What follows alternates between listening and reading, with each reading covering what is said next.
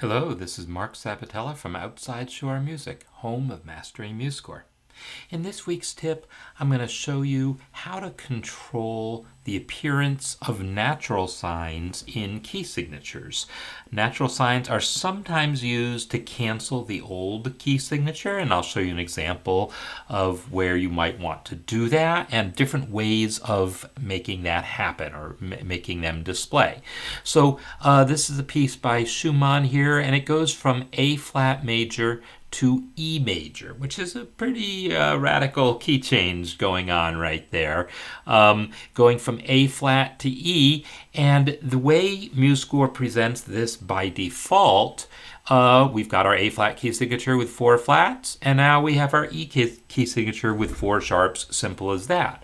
But sometimes some editors will want to show the flat signs being canceled. In other words, we'll see 4 natural signs before the 4 sharps. Natural signs on the flat, on the B line, the E line, the A line, and the D line. So MuseScore can do that style if you tell it to. So we're going to go to Format, Style, and then it's under accidentals. You might think it's here under clefs key and time signatures, but it's not. It's under accidentals, and here is the option natural in key signature changes, and by default it's only going to show naturals for a change to C, because of course you need to show naturals to change to C, otherwise you don't see anything. So you've got to see the naturals when you're going to C major or A minor. If I change it to before key signature, when changing to fewer sharps or flats, well, that's what's happening here. We are going to fewer sharps or flats, right? We're going from 4 flats to 0 flats and some sharps. So if I select that option, you'll see that indeed now we get our natural signs before the sharp.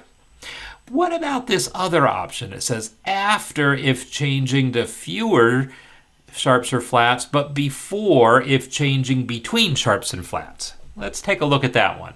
Let me select that option and see what happens here. If I select that option, you'll see, hey, it didn't appear to do anything different. That is because we are changing between sharps and flats, and the naturals go before.